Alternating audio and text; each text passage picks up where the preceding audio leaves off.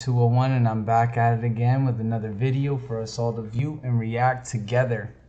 This is in the live section, so if you guys are sharing this and spreading it to your friends, when you get to my page on YouTube, you have to click live to see all of the live videos. I do my reactions live so that you catch every moment and you know it's authentic. I understand that that means that there's some poor editing or maybe a little bit choppy, and you know, you can tell that I do this in my free time, that I don't spend the time and effort to create you know, clip art and things like that, which would probably boost my viewer count. But the more that you guys get into this stuff and give me feedback on what you want to watch, the better I can make the channel. So again, that's JFLOOD201 on Instagram. Add me. Alright, today we're going to be reviewing or reacting to a story about the mob. It says the most feared family organization in the United States. Now, I've never seen this video. I don't know what it's about, who's in it, you know, and I don't even really know the insider hotspot too well. I'm not subscribed to his channel, but this was put on my radar by a friend who said that sometimes this guy has some good storytelling. So we're going to check it out and try and learn something. But if I had to guess what it's about or who it's about, my money's on Frank Lucas. Frank Lucas is a notorious heroin drug dealer who took over the heroin trade for much of the 5 boroughs, definitely for Harlem and 125th Street, which is one of the most famous open-air drug areas here in New York City still to this day. And that area of New York, heroin, I imagine, was booming as soon as it came onto the scene, because ever since the 50s or 60s, that place has been a dump. And like I said, again, open air drug market. All right, so that's my guess. We'll see if I'm right, but let's get into this video. Enough of the small talk. All right, let's go ahead. The type of person who is content with taking orders. It's hard not to be a little jealous of James Smith. At the age of 28, this young man who grew up in the Houston ghetto is now a self-made millionaire. To make a long story short, I was totally unaware of them charging me with that pill. Where do you think the pill came from? I think the pill came from Raymond's pocket. And so you think they planted this pill on you? Oh, definitely. You have to survive the guys that's in the hood, because they trying to get you. You know, wherever success is concerned, they trying to get you. And the police that's supposed to be protecting me, the ones I'm paying all these taxes to, have became an enemy. Why is everyone so scared of J Prince? You know what I mean? It's the Prince family. You know, heard about, you know what I mean, the shit that had happened to people back in the day. You know what I mean? So we hear those stories and you see how you move, you know, that they scared of you. You know what I mean? Period. You would almost rather die before you allow somebody to really, truly disrespect the brand. Oh, yeah, we're gonna live and die by that. Here. Live and die by it. That is us. My name, the Prince name, rap a lot, all that shit coincide together. Hey yo, squad, what's the drill? Damn. Back with another video, man. You know, history holds some of the greatest secrets, but there's one in hip-hop that many are clueless about. Like, why is this ominous figure named J Prince so feared in the rap game? How did his family amass so much wealth? How did his son J Prince Jr. turn his legacy into the mob ties movement that not only stands on business for some of the biggest A-list stars like Drake, but is allegedly connected to the most recent demise of Takeoff? If you want these questions answered and know the dark history of mob ties in hip-hop, then you're in the right place. That first time you take a step back. Oh damn, we got a Your very fucking own online store. I sold that. commercial. You can manage it all in one place. Sorry about that, guys. Yo, I did not know that this was going to be about J Prince. This is dope.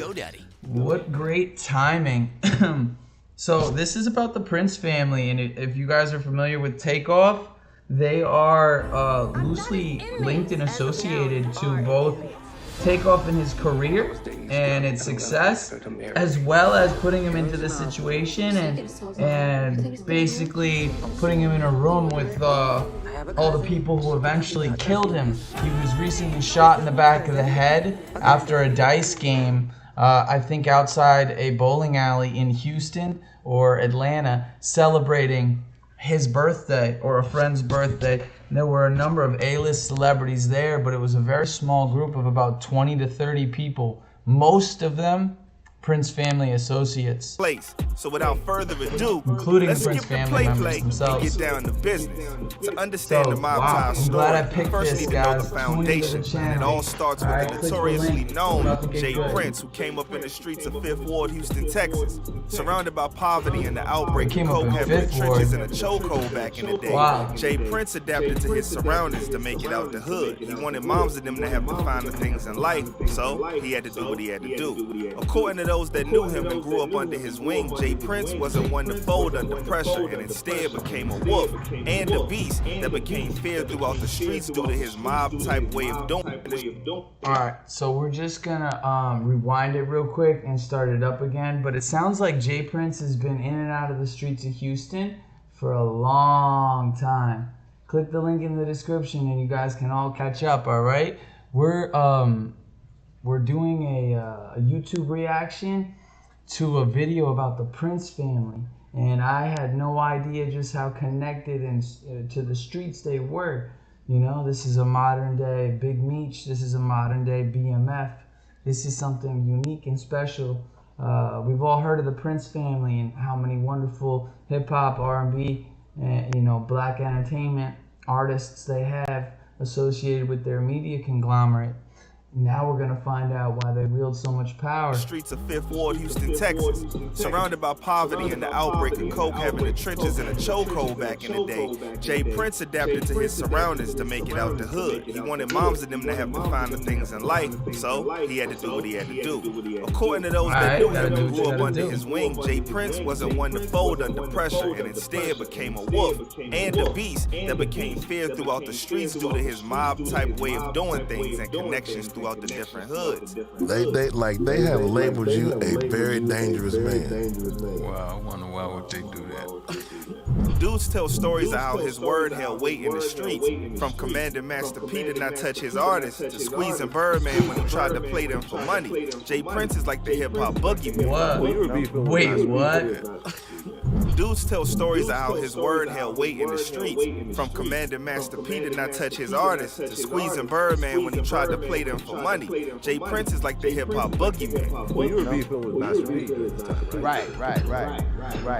Man, that's another thing, man. He called P and told P to, pump his brakes, keep it on wax. You know what I mean? Like, I done seen been in the airport with them. Mystical, all his bodyguards, everybody. They can just meme up. We all sitting down there 2-3 rows from each other. All they can do is meme up. We can't do shit because of the old man. So Jay is connected. But that money, power, and respect came at a price. At just 28 years old, Jay Prince went from being broke to being rich, stacking. I gotta fix this out and bring it back like a couple seconds. This shit is just too fucked up right now. I'm sorry, guys.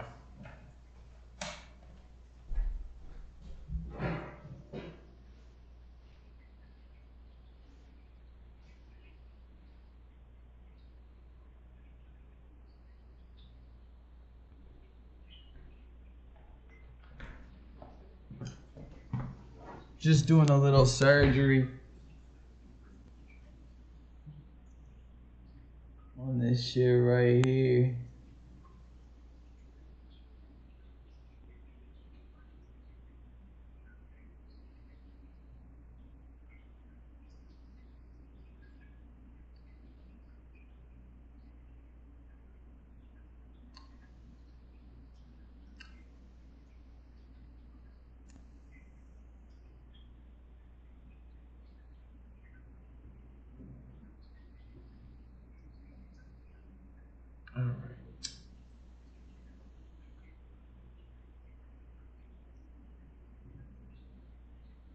Alright, this shit should fucking make it fucking work, but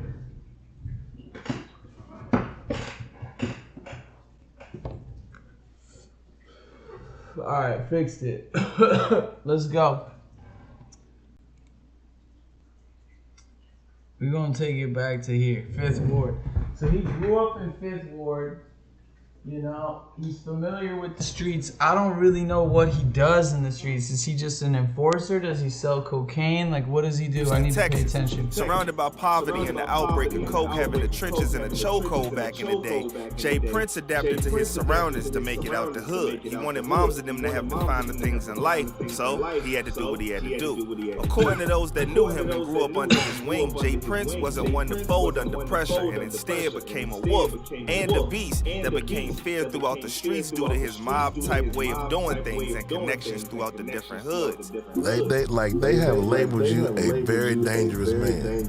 Wow, I wonder why would they do that? Dudes tell stories of how his word held weight in the streets, from commanding Master P to not touch his artists, to squeezing Birdman when he tried to play them for money. Jay Prince is like the hip-hop boogeyman. Well, you were beefing with Master P during this time, right? Right, definitely, man. That's another thing, man. He called me and told me, you know, pump his brakes, keep it on wax, you know what I mean? Like, I done seen been in the airport with them. Mystical, all his bodyguards, everybody, they could just meme mug me. We all sitting down there 2-3 rows from each other. All they can do is meme mug me. Wild. Because of the old man, so Jay is connected.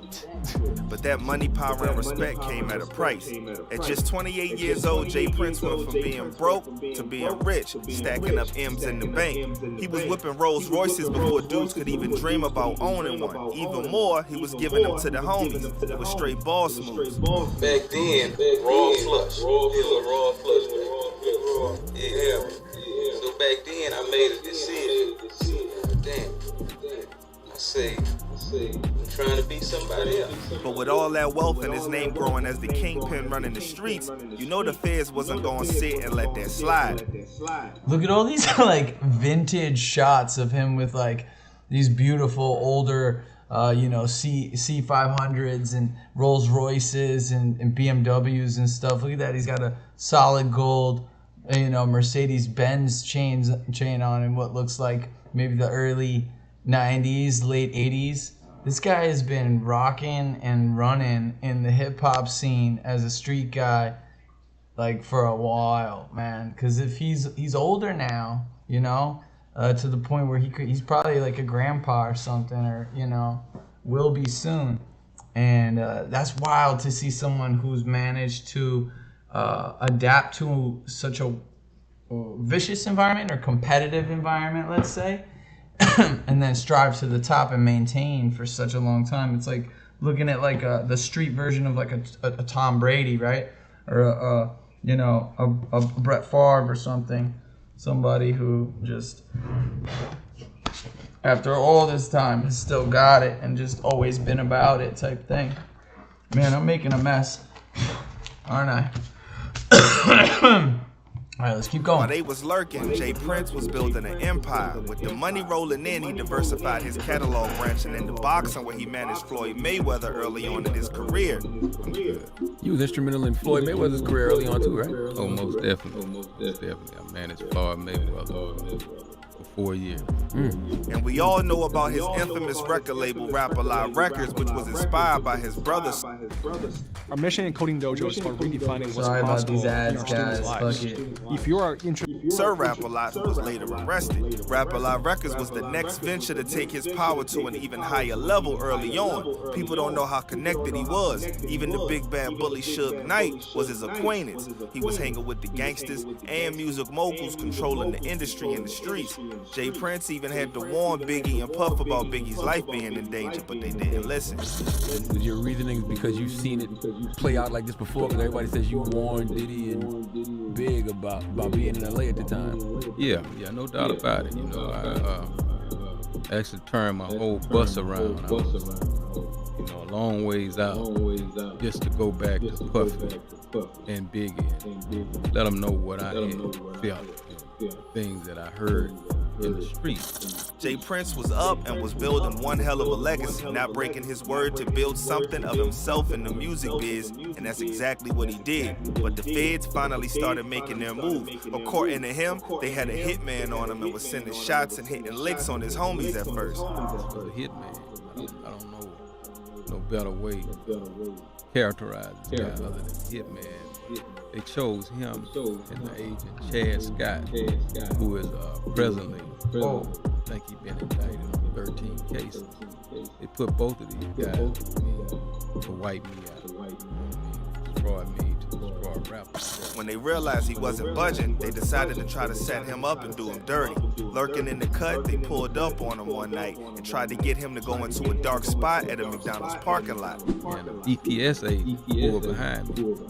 And it was the first time that I ever been stopped one time and told to go to another destination to stop again.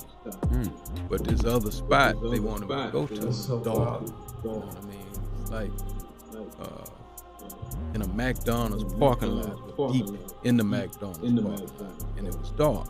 I saw two cars. Prince was street smart though, and he realized that that dark spot would be the end of him. So he moved to another place with light where the cops went on to try to little boy him, grilling him about his money and firearms.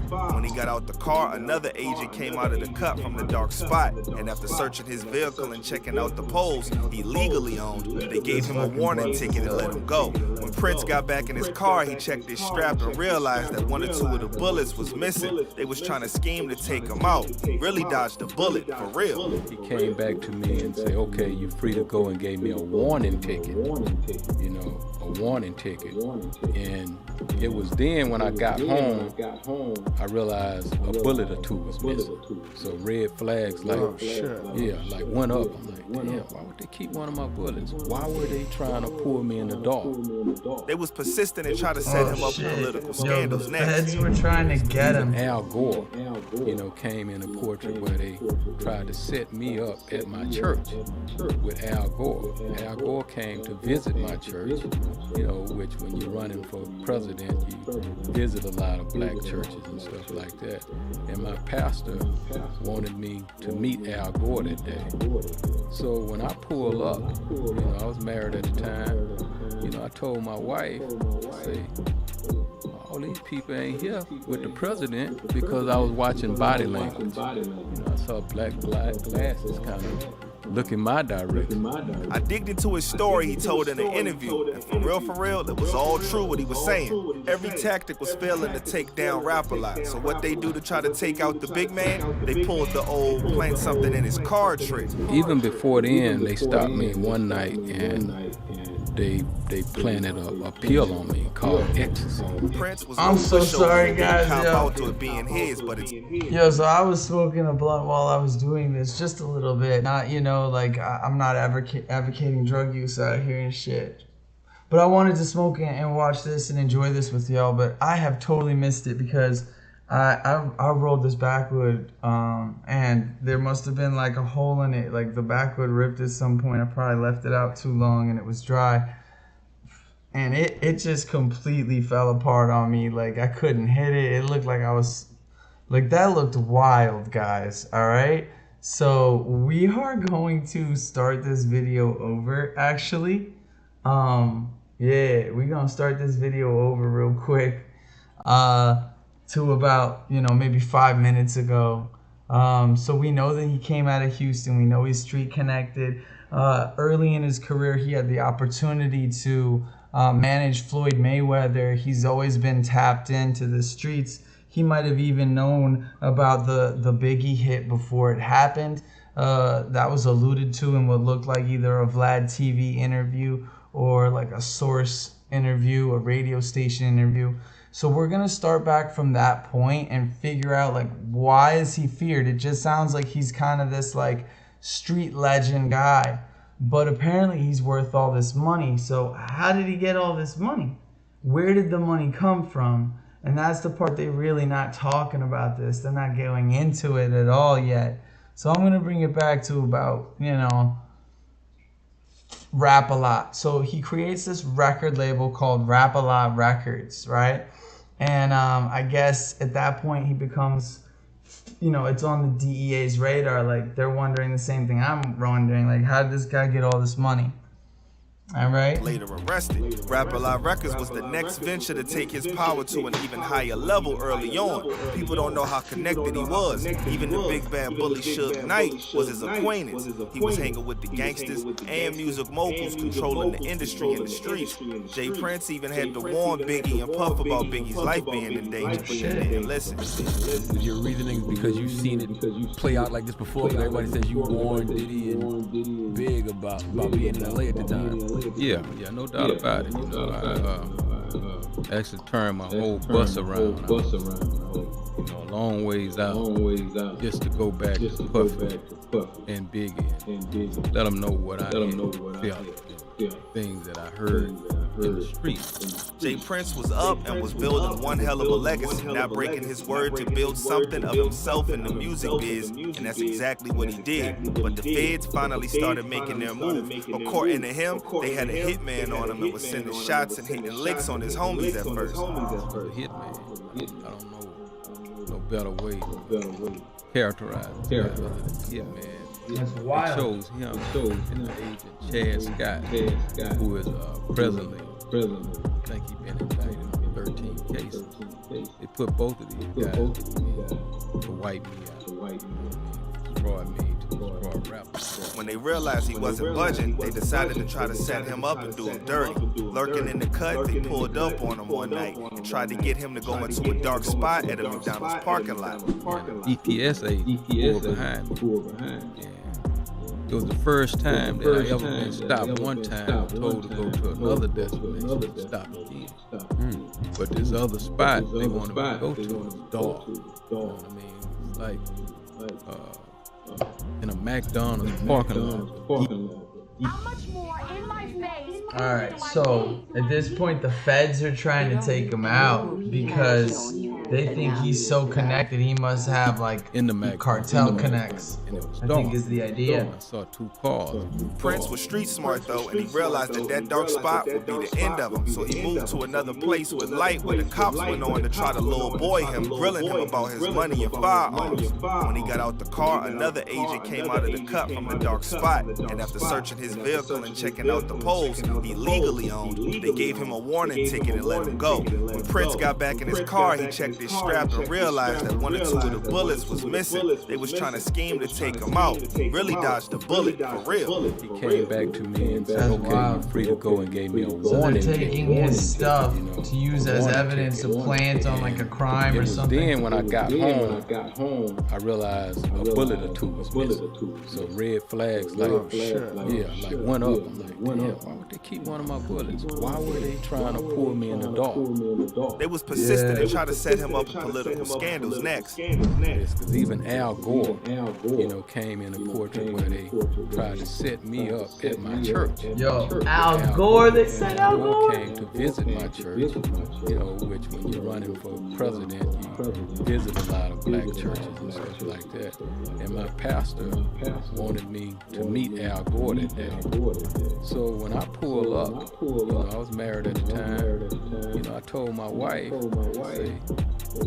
all these people ain't here with the president, because I was watching body language. I saw black glasses kind of looking my direction. I digged into his story he told in an interview, and for real, it was all true what he was saying. Every tactic was failing to take down Rapper Live. So what they do to try to take out the big man, they pulled the old plant something in his car trick. Even before then, they stopped me one night and they planted a pill on me called ecstasy. Prince was no pushover and didn't cop out to it being his, but instead pushed back and beat the case when the jig was up on what they did. Rapper Live became even more notorious. They were fighting the system and exposing crooked cops, and it was happening live for the world to see. And saying things for a long time, but for them to go to the extent where they have to do dirty, things like this and plant dope on me, that upsets me a lot. They control the substance we found. Jay Prince would later hire his own investigator to gather evidence on the crooked agent, Chad A. Scott, who tried to take him out and uncovered that bro was abusing his power and murking people just like he was trying to do him.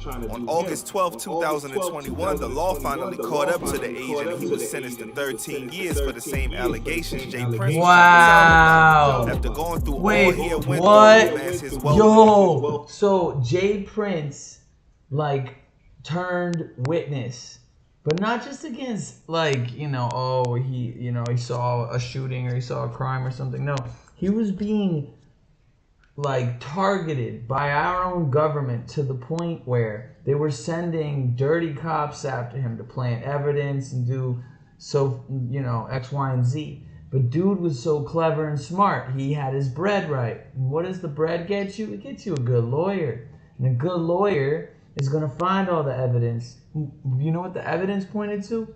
That the cop was doing this. And he was like a cop for hire, and he would like get your business enemy arrested for you or whatever if you paid him enough.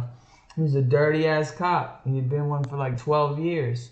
And after a long time, he wins this case, you know, proving his innocence. I mean, that is insane. He's taking on the government, man. He's taking on the government and fighting them as essentially like the first like corner boy turned CEO. And this is really like a lot more interesting than I imagined. I still don't see the danger part. Like, I don't know, has anybody been whacked yet? It sounds like it's just him versus the government. And I guess that like the government just thinks that he's like such a powerful, influential guy. And that he has all this money, so they're like threatened by him. And they really don't, they're like, yo, what's he going to do? I don't even know what he's going to do. Like, what's he even about? Who's he voting for in the next election, right? Like, they want control over what he represents, which is like, you know, a voice that probably goes directly to, you know, Black America, I think is the idea. They think he's like a powerful black man and they're afraid of him. And to me, I mean, they do that with everybody, right? They got rid of they killed the Panthers. They got rid of Martin Luther King Jr. You know, they even killed JFK because he was gonna, you know, he wasn't gonna build hotels in Cuba for the mob or whatever, and you know, believed in equality and was gonna do things to create opportunities for Black Americans. And they murked all these guys. So Jay Prince, doing it all through economics and being from the background that he is, they targeted him. They saw him as a genuine threat. That is pretty fucking awesome, if I can say. That's almost inspiring. So cool. And surviving the systems hit on his life, Jay Prince called it quits with the streets and focused solely on ruling with rap a lot to avoid his destructive lifestyle. Closet. I'm gonna be right back, guys. I gotta clean up my area again, cause this shit crazy.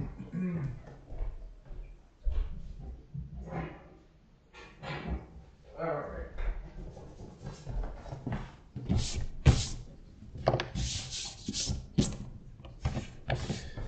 Here we go. Alright, so full attention now. Let's do this, guys. This has gotten good. Situation where I made one of the most important decisions of my life, where I transitioned from the street to corporate America. You know what I mean? I gave up the game. His kids gave him the push to make that decision, and he built rap a lot to pass down the family ways to them, and that's exactly what happened. Part of my main decision for making it for my kids was the time in my life I didn't care. You know what I mean? I didn't care. I was in the street to die. You know, it didn't matter to me. But it's a beautiful thing, you know, to look at your kids and say, I'm gonna do this for y'all.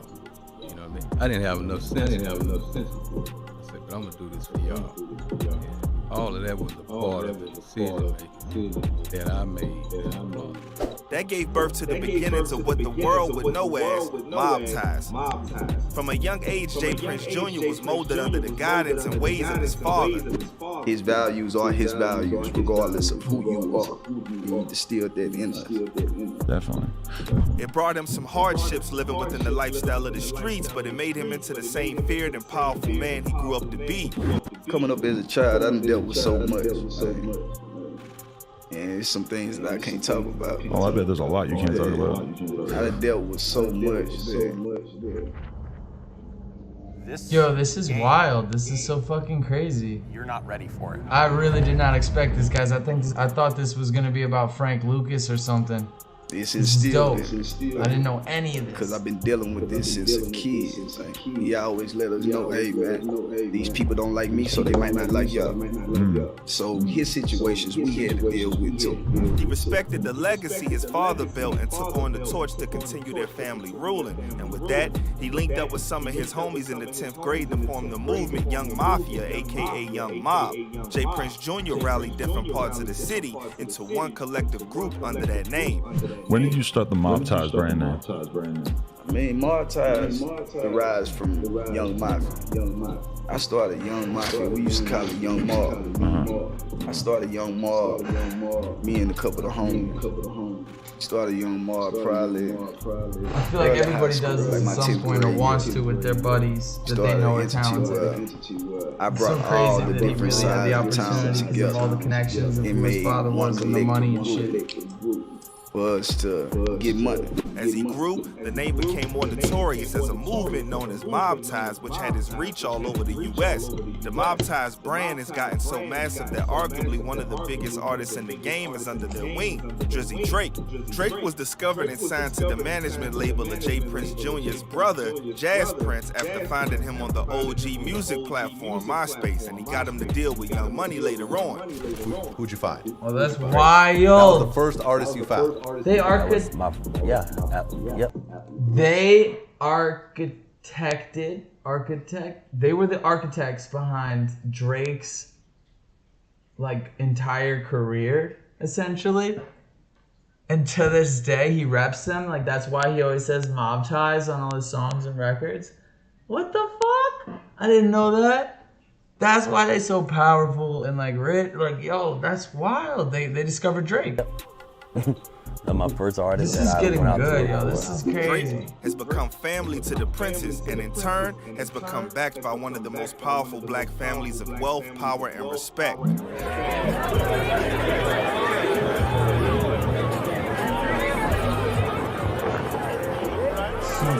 Super nuts, bro. He's from fucking Toronto. His album Scorpion, Drake dedicated the banger Mob Ties to his second family and Mob Ties brothers. Jay Prince Jr. took Mob Ties to the world. It was his version of Rap-A-Lot, holding the weight of his family through loyalty and respect. But just like his pops, the ops and the cops were still scheming and trying to get him caught. Even to this day, plots like fake bags with illegal substances are being distributed with their brand trying to get Prince Jr. and them in the clutches of the law. Seems very similar to the same planting tactics that they tried on OG Prince back in the day. But just like then, it failed now. Talking about people sort of disrespecting the brand name and stuff. The most recent thing that I've seen expressed by the Prince family on social media was basically this outcry against these pills that they've been selling with Rap-A-Lot logos on. How does that make you feel? Right there, like it's crazy. First off, I don't know if it's the police or the streets. The media nearly got the Mob Tie honcho hemmed up too for clout and clickbait when they made his Cribs tour about him holding the power pole. All his straps were legal, but they chose to highlight the firearm pick for views, and what you know, it brought negative spotlight on bro, and he caught a gun case right after. I was able to find the news coverage on the gun case too, and they had bro sounding like a straight up ruffian. Talk about cops could have been shot because he had the 9 hidden in his crotch. Light bars. They made it seem like dude trafficked the strap behind bars on purpose to do something, when they just didn't find it on him when they searched him, when they pulled him over. This is rap music mogul James Andre Prince, better known to his fans as Jay Prince Jr. And tonight, he is facing charges after smuggling a loaded 9mm semi-automatic handgun into the Houston Police Department jail. According to prosecutors, or Prince y'all had is just left just a bad, broke, and like probably violated his rights, didn't read him his fucking Mirandas, didn't search him, threw him in the back of the car and was like, we got you, motherfucker. Then come to the jail, do the proper search and strip and squat and cough, and you figure out he's got a fucking gun and probably could have blasted you the whole time, but you charge him with everything anyway. Typical pigs. Party at a posh hotel about 6:30 last night when he was arrested for DWI. The problem is, after being arrested, Prince was able to hide a loaded 9mm gun in his crotch, despite multiple searches by... As if bro was supposed to say, here, I got the strap on me too, and get into more trouble. J. Prince Jr., though, was trained for this and continued standing strong on mob-tie business, and anyone in his way was getting crossed out. Before 6ix9ine became known as the mascot for snitching, he tried to disrespect the mob by allegedly not checking in when he came to the city, and J. Prince Jr. made a public post letting him know the business ASAP, no Rocky, after they kicked him out the club.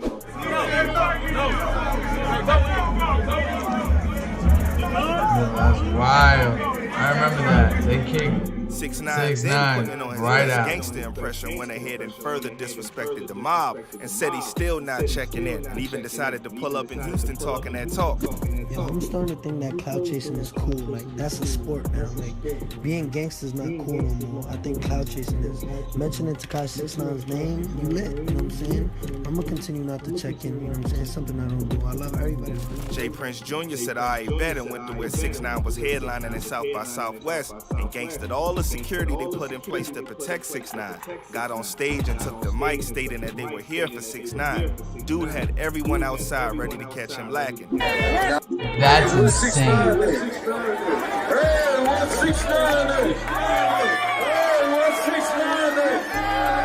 That's so wild. Them boys stood on business and made 6ix9ine a no-show after he was shook. Talk a lot of shit, huh? But won't even show up to their own show. Goddamn, you don't want your back in? You don't want your back in? J. Prince Jr. showed his weight in the city and took 6ix9ine not showing up after all that talk as a sign of respect for the mob ties power. Man, it was just a moment where I had to put a kid in his place. And as you see, like, once I addressed the situation, I said nothing more about it because I'm not no lip boxer. I'm not gonna go on social media and go back and forth with you. None of that. I'm gonna check your temperature. And you know, respect can be shown in a bunch of different fashions. He showed me respect. Mob ties have since extended their reaches and built up to become an even larger entity with ties to some of your favorite mainstream artists that always come through the hood and show love. You never can forget where you come from. And that's something that my old man instilled in me also. They never forget where you come from. Like every year, for my birthday, I have a block party in Fifth Ward, in the middle of Fifth Ward. I don't know if you've seen the footage, man, but it be 1,000 people in the middle of my hood. And Drake, them being Meek, them being Ross, them being Chris Brown, Tiger, like the name, Black Youngsters, Moneybag, like the name, Lil Kim, it go on and on. Right. Everybody come out every year. Fifth Ward saw the rise of Rap-A-Lot Records. Now they see Young Prince Jr. with an equally respected movement. Mob ties. When the mob comes through, it's nothing but love and respect because the Prince name has been instilled with that energy with how they move and everything they built. Where the mob goes from here, seems like they're on a mission to take over the world with how they operate. And the sky's the limit. But one thing's for sure, they gotta stay out the way, man. So there you have it. Until next time, stay smart, stay alert, and stay real. I'm out, y'all. Well, guess what? Yo, so that was fucking dope. Like, I did not know any of that stuff. And the video though is a totally misleading title. Clickbait for sure. So if you guys are gonna go out there, watch the reaction, I'm gonna leave it up live. Like, this is how it really went down, is I had to pause it, rewind a couple of times. I'm not gonna lie. You know, I was smoking. I'm doing this. It's my birthday on the 20th, and I've been working 6 days a week for quite a long time, at least 2-3 weeks now, and because of the holidays. And I just want everyone to know that I do not advocate any type of, you know, substance abuse at all. I want everybody to be safe and sober out there. And at the same time, you know, there are legal substances. If you are going to indulge, make sure that you're doing so responsibly. Never drink and drive. Don't smoke and fly. Don't do any of that stuff, man, okay? Don't ever get behind the wheel of a car unless you're ready to operate a motor vehicle. We are, you know, kosher here, and we love our law enforcement on this channel. In reality, you know, I'm not talking about cops. I'm not talking about the sheriff's department. I'm not talking about LAPD. Fuck all those guys.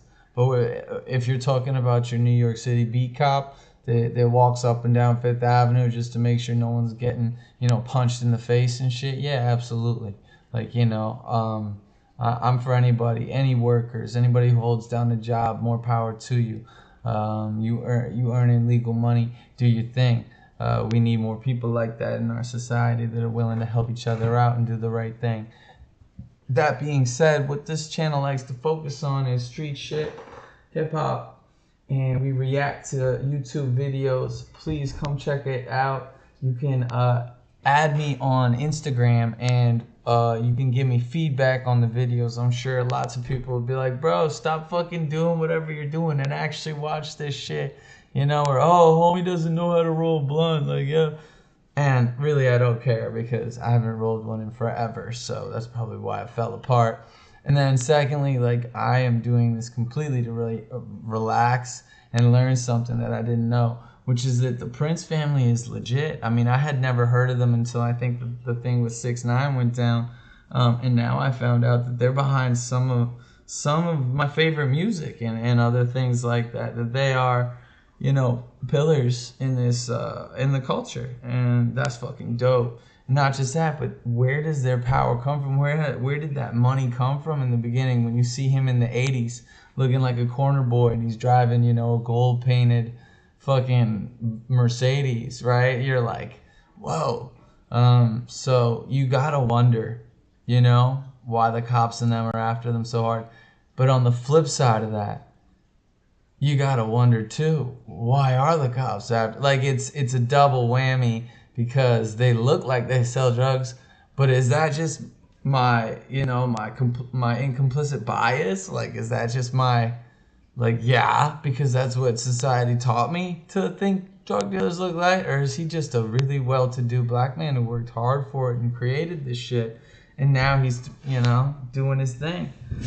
I don't know the answer to that, but what I will say is I'm a huge Prince family fan now, and I think it's dope. So that's cool as hell. This was a great video. I'll see you guys in the next one.